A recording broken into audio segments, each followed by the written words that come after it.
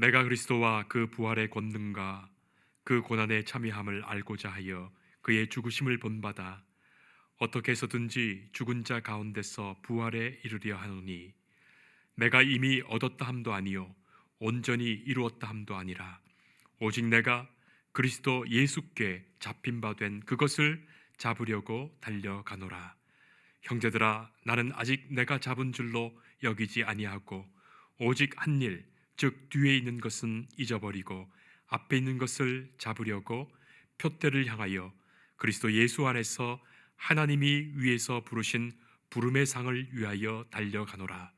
그러므로 누구든지 우리 온전히 이룬 자들은 이렇게 생각할지니, 만일 어떤 일에 너희가 달리 생각하면 하나님이 이것도 너희에게 나타내시리라. 오직 우리가 어디까지 이르렀든지 그로 행할 것이라. 아멘. 여러분이 너무나 잘 아는 유명한 철학자 파스칼은 이렇게 말하고 있습니다. 인생을 슬프게 하는 것, 우리의 삶을 슬프게 하는 것이 세 가지가 있다. 잘 생각해 보아야겠습니다. 첫째는 왜 사는지를 모른다. 목적을 모르고 출발하고 목적을 모르고 살고 목적도 모르고 세상을 마친다. 목적을 모르고 산다. 그게 얼마나 답답한 일입니까? 목적을 모르고 살았으니 의미도 없는 겁니다. 또 방법도 없는 겁니다. 그런 막연한 생을 살아가는 것이다. 그래서 때로는 돈이 목적이기도 하고 건강이 목적이기도 하고 소유가 목적이기도 하고 하찮은 명예가 목적이 되기도 합니다마는, 그러나 이건 목적이 될 만한 것이 아닙니다. 뒤늦게 깨닫고 후회하고 절망하는 그것이 인간이다. 목적 없는 인간. 두 번째는 행복이 무엇인지를 모른다. 그렇습니다. 행복을 모릅니다. 그리고는 흔히들 말합니다. 그때가 좋았다. 바로 그때는 그렇게 생각하지 않았습니다. 행복이 무엇인지를 모르고 행복 자체를 깊이 즐기며 누리며 살지를 못하고 절망과 후회 속에 살아가는 것이 인간이다. 그래, 이렇게까지 말했습니다. 행복은 모르는데 불행은 안다. 행복은 모르지만 불행은 안다. 아픈 것도 알고 손실도 알고 절망도 압니다. 거기서 매달리고 사는 것이다. 세 번째는 불행의 이유를 모른다. 불행하면 그 이유를 알아서 시정해야 되겠는데 불행은 아는데 이유는 모릅니다. 마치 뭐와 같은 거니, 여러분이 몸이 아플 때가 있습니다. 아픈 건 아는데 원인은 모릅니다. 아프고 쑤시고 괴롭지만은 무엇 때문에 아프다는 건 모르고 있습니다. 바로 그런 정신세계에 살아가는 것이 인간이다라고 말하고 있습니다. 여기서 우리가 깊이 생각할 문제가 있습니다. 그것이 뭐냐면 가장 근본적인 요소는 이것입니다. 목적을 내가 세우는 게 아니라는 겁니다. 목적은 주어진 것이라는 거예요. Given life, 하이데카의 유명한 말입니다. 던져진 생, thrown life, 던져진 생을 산다. 주어진 생을 사는 것이를 거기서부터 출발해야 되는데 목적이 내게서부터 오는 게 아니에요. 목적은 이미 창조주로부터 주어진 것이란 말이에요. 다시 보세요. 출생 내가 한 겁니까? 아버지 어머니가 낳아서 낳아준 거예요. 그럼 그 속에 오히려 목적이 있지 내가 세운 게 아니잖아요. 그런가 하면 건강, 지능 다 그렇습니다. 내가 마음대로 할 수 있는 거 그 몇 가지가 없습니다. 여러분 건강 약 얘기하지만 책에서 말한 대로는 그래요. 건강의 85%가 유전입니다. 팔자를 잘못하고 나면 건강할 수가 없어요. 그 중에 제일 중요한 얘기가, 쉬운 얘기가 이빨입니다. 치아가 돼서 뭐 여러분 좋게 하느라고 가글도 하고 치약이 뭐 또 그 뭐 별 방법으로 애를 쓰고 있지만은요, 한평생 이를 안 닦아도 건강한 사람이 있어요. 그걸 알아야 돼요. 그게 누군지 아십니까? 모택동이에요. 모택동의 책에 보면 그래요. 그 일이 왜 닦냐? 어느 동물이 이 닦냐? 그리고 찬물로다가 우고 꽉 하면 그거 끝난 거예요. 이 안 닦았어요, 한평생.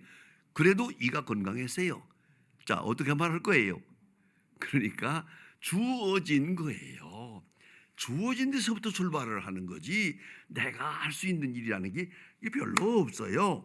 그러면 주어진 선한 하나님의 신비로운 목적, 그걸 알고 거기에 따르고 거기에 도달해야 한다는 말이에요. 근데 이걸 모르거든요. 한평생 헤매면서도 목적을 몰라요. 한평생 살면서도 행복을 모르고 살아요. 내가 불행하게 된 원인이 어디에 있나? 그걸 공부하면서 죽을 때까지. 어쩌면 철남은 죽는다 그러잖아요. 이제서 인생을 알까 하면 벌써 죽었어요. 이제는 이게 인간이다 하는 말이에요. 보세요. 생애 출발 내가 하는 것이 아니잖아요. 생애 끝도 내가 하는 거 아니잖아요. 가장 중요한 출발과 끝이 내가 아닌데 내 것이 어디에 있어요? 내가 마음대로 내가 생각할 수 있다고 생각하는 것 자체가 병든 거예요. 잘못된 생각이죠. 그러니까 근본은 포로된 인간, 주어진 운명, 그걸 알고 살아야 하고 이거를 부인해서는 안 되죠. 역설적으로 살 수는 없는 거예요. 그렇게 몸부림치다 보면 일생이 다 가는 거죠.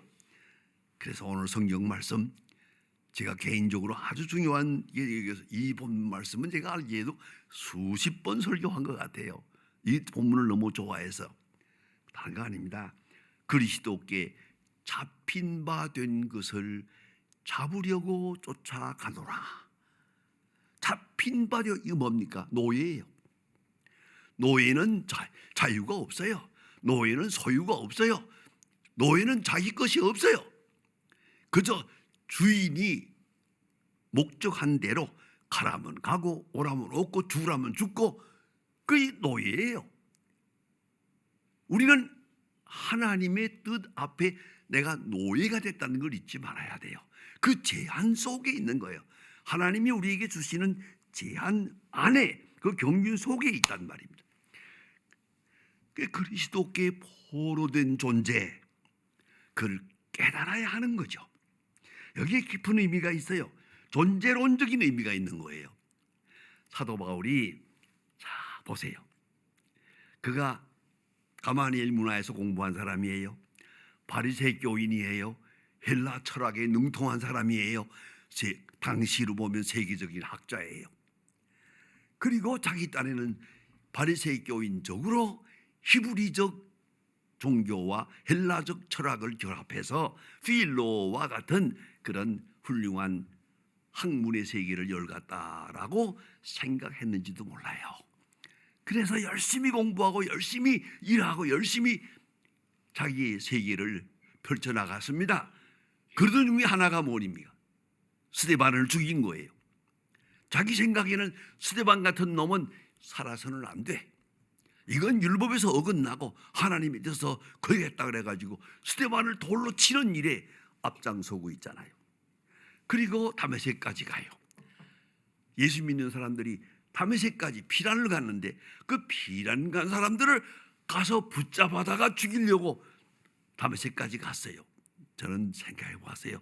다메섹까지 거리가 얼마인가? 그 거리가 중요하지 않아요. 옛날로는 거기까지 가려면 7일을 가야 돼요. 1회 동안이나 가야 되는 곳이에요. 거기가 그 먼 길을 예수 믿는 사람을 잡으러 거기까지 간 사람이에요. 아주 극렬한 사람이죠. 요새 말로 말하면 악질적이죠. 악랄한 사람이 아주 적극적이고 독실한 사람인데 가세요. 가다가 다메섹 도상에서 예수님을 만납니다. 예수님이 환한 밝은 빛을 비치니까, 그리고 사울아 하고 하늘에서 음성이 들려옵니다. 깜짝 놀라서 주여 누십니까? 난 그 말이 너무 마음에 들어요. 야, 대단한 사람이요. 아니, 하늘에서 빛이 내려오면서 내 이름을 부르는데 어떻게 감히 당신 누구요라고 물을 수 있어요? 이거 대단한데 당돌한 사람이에요. 주여 누십니까? 하고 물어봐요. 그러니까 예수님이, 글쎄요, 옳시다, 내 얼굴을 못 봤으니까 말하기는 어렵지만 빙그레 웃었을 거예요. 내가 핍박하는 예수다. 이놈아, 내가 핍박하는 예수다. 내가 그런 생각했어요. 핍박한 게 뭡니까? 사울이 핍박한 것은 기독교인입니다. 사울이 핍박한 것은 교회예요. 교회를 핍박했는데 예수님은 말씀하시기를 내가 나를 핍박하고 있다. 교회와 그리스도가 하나가 되는 거예요. 거기서 깜짝 놀라는 거예요. 교회를 핍박하는 것은 그리스도를 핍박하는 것이고, 교회를 핍박하는 것은 그리스도에게 대적하는 것이다. 이 중대한 기로에 서서 깨닫고 회개하고 돌아와서 그가 예수 그리스도를 위하여 그 교회를 위해서 일생을 바치게 됩니다. 여러분 보세요.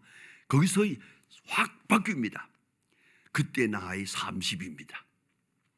제일 중요한 나이입니다. 30대예요. 그런데 그 뒤에 얼마 후에, 모름지기 10년 15년 후에 깨달았습니다. 갈라디아서 1장 15절에 참 중요한 말씀이 있어요. 어머니의 태로부터 나를 택정하사 그리스도의 이방인의 사도가 되게 하시고. 이제 깨달은 거예요. 그동안은 몰랐죠. 내가 왜 세상에 태어났는지. 그러나 이제 와서 보니까 어머니의 태로부터 택정함을 받아 이방인의 사도가 되었다. 여러 가지 말로 설명할 수가 있습니다. 그런 디아스포라입니다. 이방인을 전도하기에는 참 적절한 인간입니다. 자, 보세요.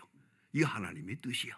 이제 깨닫고 30이 넘어서 주님 앞에 순종을 합니다. 복종을 합니다. 기쁜 마음으로 받아들입니다. 자기가 포로 된 것을, 예수의 포로가 되었다는 사실, 예수에게 붙잡혀진 운명이라는 사실에 대해서 긍정합니다.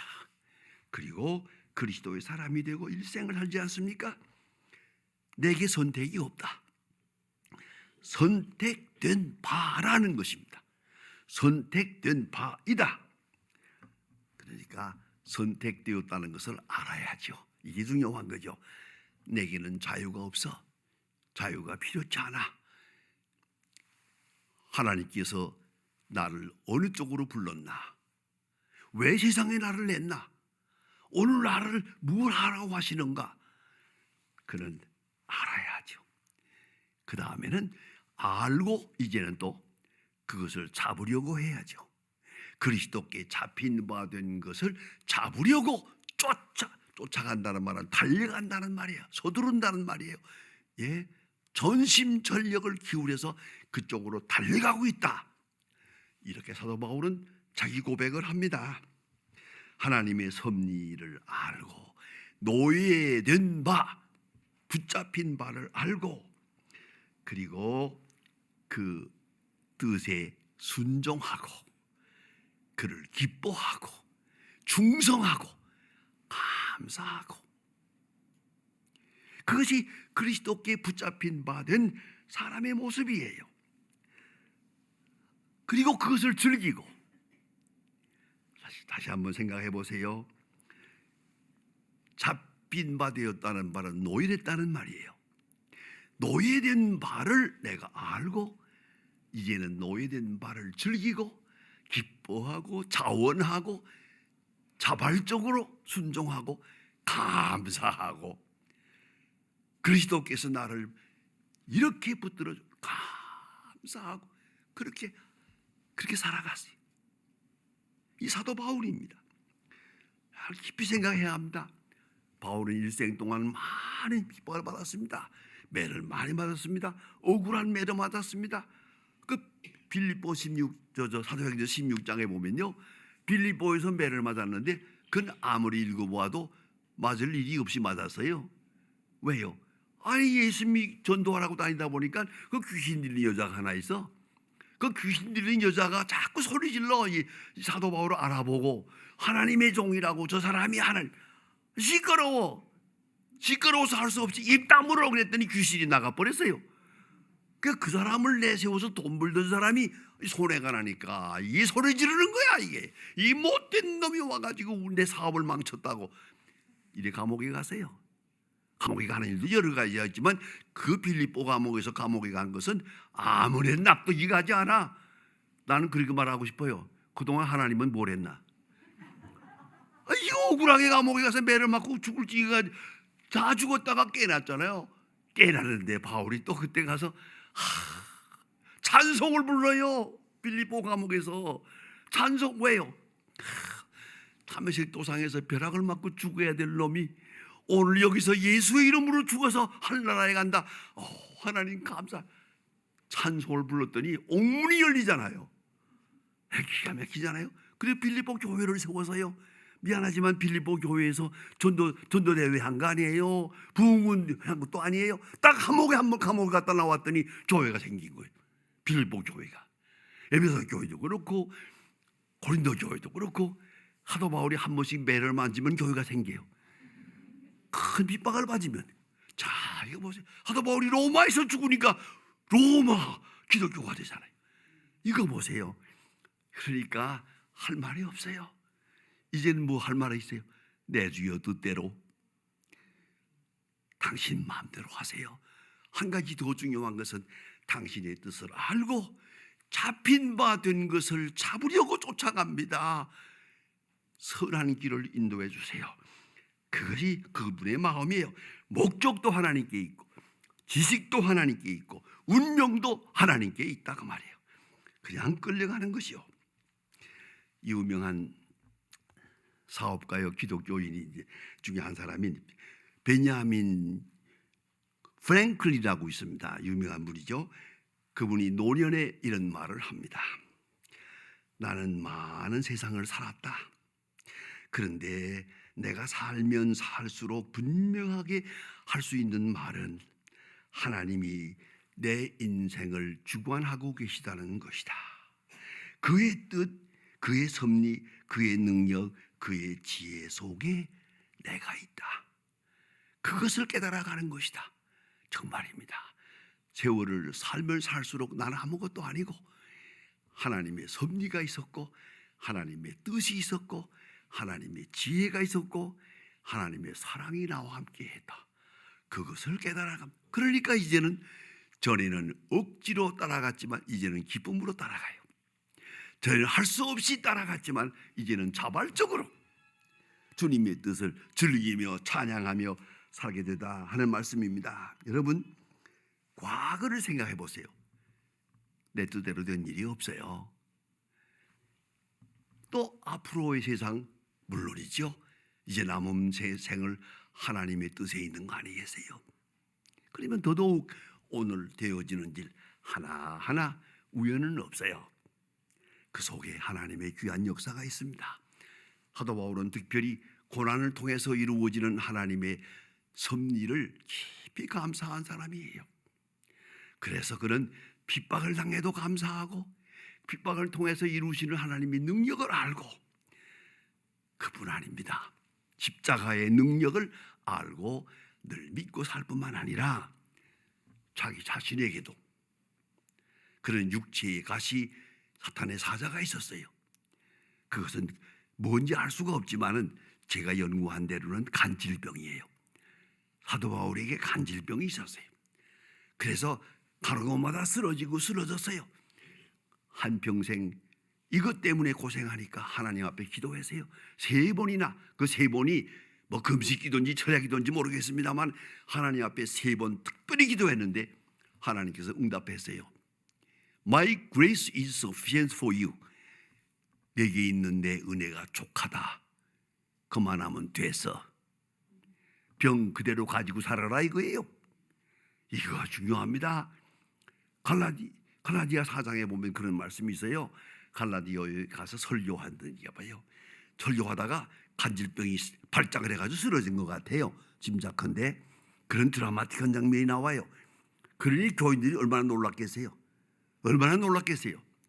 전 직접 그거 경험한 일이 있습니다. 오래전에 광주 제일교회 가서 부흥회 인도하는데 내가 이렇게 설교하고 있는 동안에 바로 요 앞에 앉은 장로님 하나가 벌떡 일어나더니 휘휘 소리 질러요. 저는 깜짝 놀랐는데 교인들이 놀라지 않아요. 이건 발작이거든. 간질병 발작인 걸 온 교인이 다 알고 있어요. 그러니까 나만 놀랐어요. 그 다음에 집회 끝나고 비행기를 타고 서울 올라고 할 때 비행장에 장로님이 나왔어요.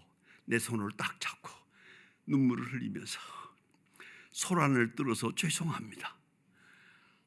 그리고 비행기를 타고 오는데 무슨 생각이 난지 아세요? 사도 바울 생각이 나더라고요. 사도 바울이 이거 얼마나 힘들었을까? 그대가 사도 바울 그 병을 안 고쳐줬을까? 사도 바울은 말합니다. 약할 때에 강하다. 내게 주신 은혜가 족하다, 만족하다. 받아들입니다. 이것이 사도 바울의 충성이고 믿음이에요.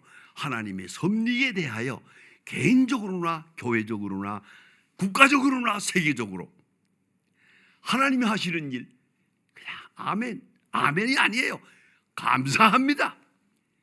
100% 받아들이고 살아가야 한다는 말이죠. 저는 오늘 재미있는 얘기를 들었어요. 여러분 개를 키우죠. 요새 애완견들이 많더라고요. 그 다니면서 난 별로 개를 좋아 안 합니다만 그거 목줄 달고 가는데 목줄 매가지고 가는 걸 늘 따라가면서 보면요, 요 개가 이쪽으로 가면 잡아당겨, 이쪽으로 가면 잡아당기잖아요. 그래서 되게 잡아당겨. 결국은 어떻게 해요?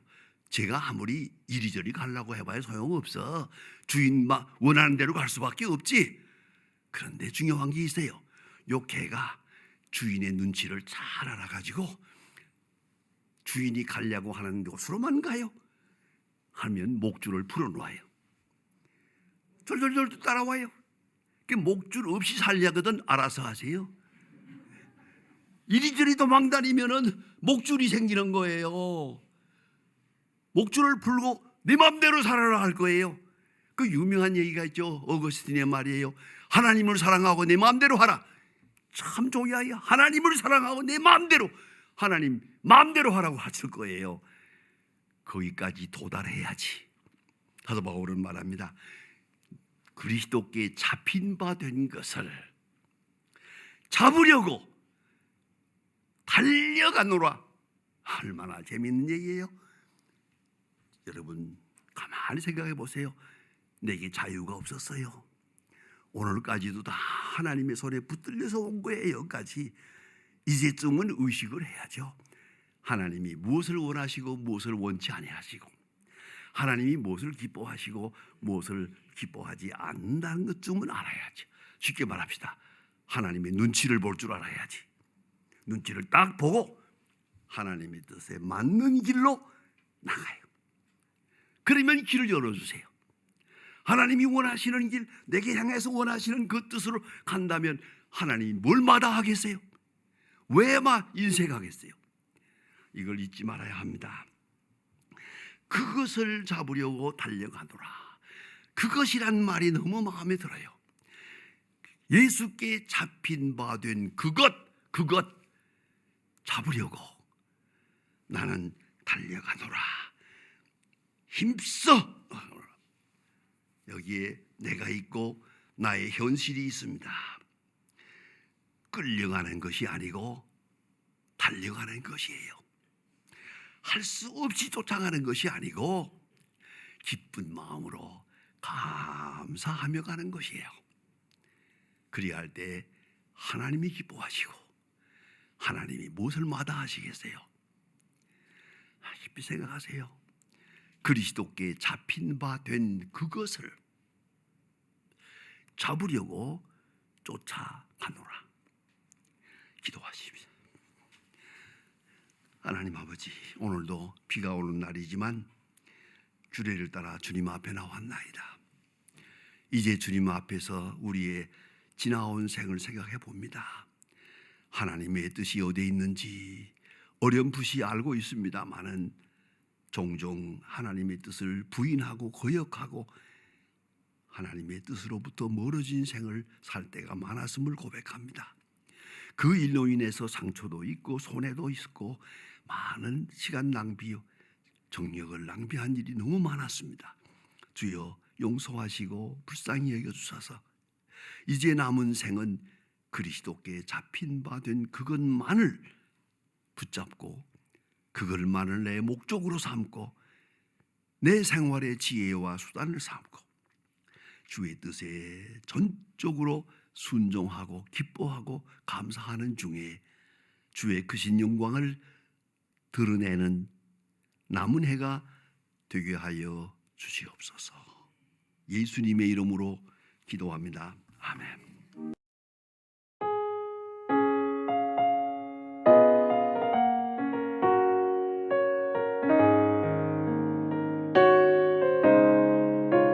주 예수